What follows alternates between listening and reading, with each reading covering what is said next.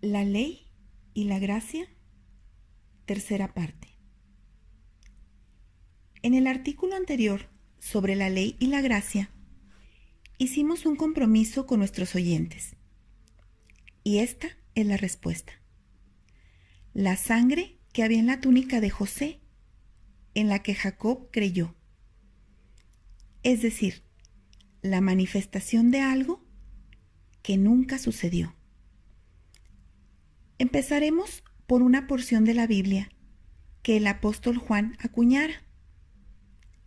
Y 3 son los que dan testimonio en la tierra: el espíritu, el agua y la sangre. Y estos 3 concuerdan. Primera de Juan 5:8. Muy bien, estos 3 dan testimonio de nuestro Cristo, solo que tienen una particularidad entre sí. El agua y la sangre dan testimonio del Espíritu.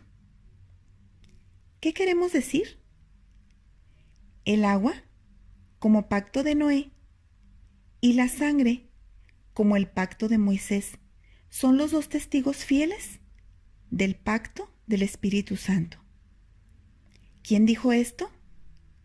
El mismo apóstol Juan, cuando lo afirmó en Apocalipsis 11, cuando habla de los 2 testigos fieles.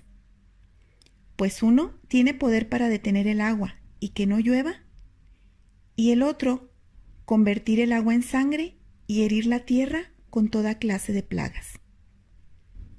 Apocalipsis 11, del 4 al 6, dice de la siguiente manera: estos testigos son los 2 olivos y los 2 candeleros que están en pie delante del Dios de la tierra. Si alguno quiere dañarlos, sale fuego de la boca de ellos y devora a sus enemigos. Y si alguno quiere hacerles daño, debe morir él de la misma manera. Estos tienen poder para cerrar el cielo, a fin de que no llueva en los días de su profecía, y tienen poder sobre las aguas para convertirlas en sangre y para herir la tierra con toda plaga, cuantas veces quieran. ¿Qué tienen como peculiaridad estos 3 pactos? ¿O por qué concuerdan o en qué están de acuerdo? En una estructura, con la cual están conformados ciertos elementos que guardan una similitud entre los 3. Los 3 utilizaron el número 40 para la purificación. En el pacto de Noé, en 40 días y 40 noches, Dios arrasó con los que no creyeron. En el pacto de Moisés, en 40 años en el desierto, Dios purificó al pueblo, terminando con la generación de los que se burlaron. Y en el pacto judeo-gentil, los 40 días que Cristo anduvo apareciéndose para purificar la fe de los creyentes. Por otro lado, a Noé y a su familia los bautizó en el diluvio, dice Pedro. Al pueblo judío los bautizó en el mar, dice Pablo. Y a nosotros, uno a uno sumergidos en el agua. Otro más para concordar. La señal del pacto en Noé es el arco iris. La señal de los judíos, la circuncisión. La señal de los cristianos, el Espíritu Santo. Un precursor y un representante en cada uno de los pactos. En el de Noé, entra primero Noé y se queda Elías como representante. En el pacto judío, entra Abraham y se queda Moisés. En el pacto judeo-gentil, entra Cristo y se queda el Espíritu Santo. Y como estos, algunos otros elementos más. Pero el punto que nos atañe es la sangre esparcida, porque cada pacto tenía como parte de la estructura la aspersión. ¿Y qué tenía como símbolo? ya que Dios, de manera explícita, le prohibió al hombre judío comer sangre, ya que ésta era la vida. Bueno, pues era sombra y figura de la fe.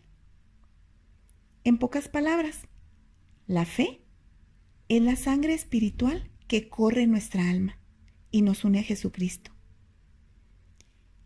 Y esta misma sangre era esparcida como ingrediente de fe desde los días del pacto de Noé. Con este pequeño análisis podemos iluminar el pacto del matrimonio, ya que el pacto entre las dos partes es semejante a lo divino.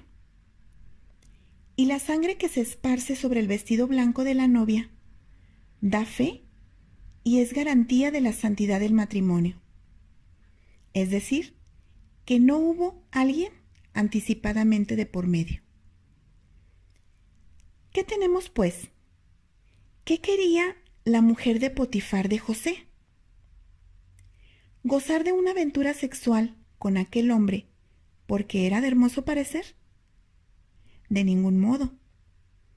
Subyacía en esta intención un hecho más abominable: robar a Potifar y darle a los hijos de José todas las pertenencias de su esposo, y que los hijos de aquel esclavo parecieran hijos de Potifar, pero en realidad fueran hijos de otro. Y esto era sombra y figura de la tentación sobre Cristo cuando tuvo hambre, pues las dos piedras a las que se refería Satanás tenían la figura del decálogo. Y Satanás lo empujaba para que comiera del alimento prohibido, ya que el decálogo tenía como sombra y figura el fruto que Adán y Eva comieron, para que Cristo adulterara entre ser guiado por el Espíritu Santo de Dios y el ministerio de su sublime amor para con nuestra salvación, y el ministerio de condenación implícito en aquellas dos piedras. Para facilitar un poco la información, utilizaremos como recurso un canto muy reconocido por los bautistas, y este es el Salmo 19:7, que dice así: La ley de Jehová es perfecta, que alumbra los ojos. Y dice el Génesis: los ojos les fueron abiertos, que hace sabio al sencillo. Y se dieron cuenta que estaban desnudos, es decir, tal y como eran. Dice Pablo, porque por la ley es el conocimiento del pecado, o lo que es lo mismo, el bien y el mal, haciéndose igual a Dios. Codiciable es más que oro, y más que mucho oro afinado, y dulce es más que miel, la que destila del panal. Y vieron que era un fruto codiciable a los ojos por la bendición que estaba en Deuteronomio 5. Y sustituyeron la obra del Espíritu Santo por la obra de sus manos, por su propio esfuerzo, corrompiendo el plan de Dios, y cayeron de la gracia. Creyéndose sabios, se hicieron necios, y su necio corazón fue entenebrecido, cambiando la verdad por la mentira, pareciendo una cosa y siendo otra, pareciendo hijos de Abraham, pero siendo hijos de su padre el diablo.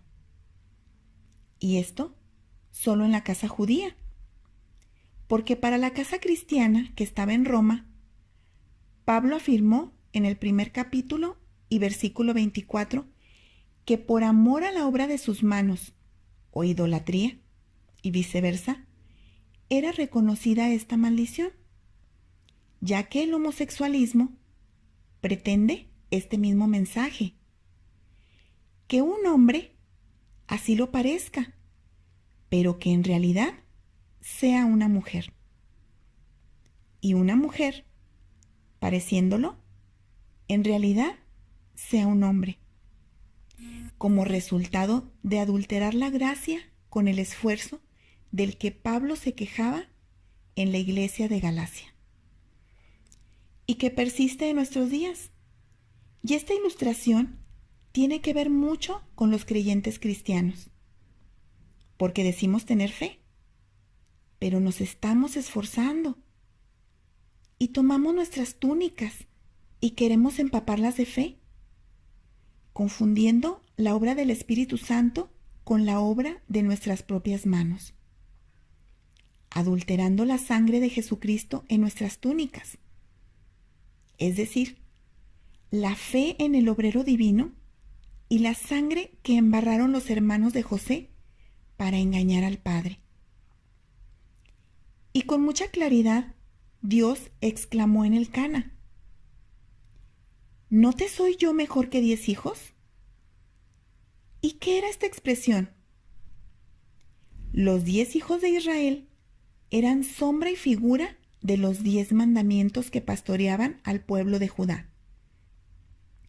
La mujer del Cana, que se esforzaba por un primogénito, y el Cana, la voz de Dios hablándole a su pueblo amado, que había conocido el bien y el mal por la ley, y que obraba en sí mismo para conseguir una santidad que ya tenían, y que corrompían metiendo sus sucias manos en un proceso con ministerio divino, usurpando de manera vil el trabajo del Espíritu Santo. ¿Qué tenemos pues en nuestra túnica, que es símbolo del Espíritu Santo, y en nuestra fe, que es símbolo de la sangre de su Hijo Jesucristo? Pues nada más y nada menos que la realidad de nuestra adopción y la entrada al Padre.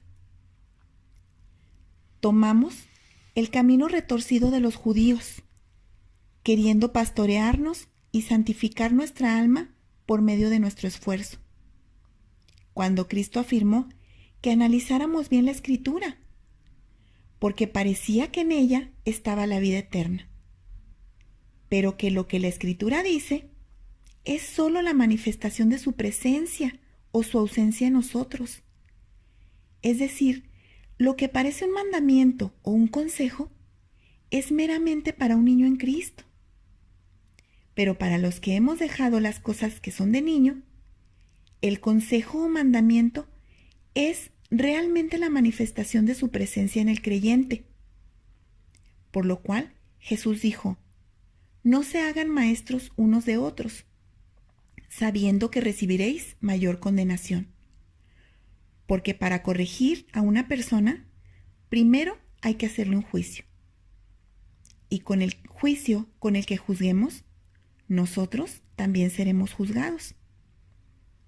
Específicamente, ¿quién te dijo que tu hermano era pecador?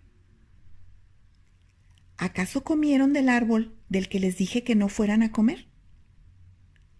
¿Es pues la vida cristiana la santificación por lo que veo en mí y trato de corregir, o la obra de Jesucristo que me dio paz?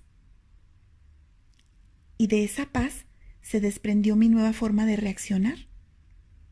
O bien, la nueva actitud que me proporcionó me hizo ver las cosas con una nueva perspectiva, para cerrar los ojos a lo que Satanás corrompió.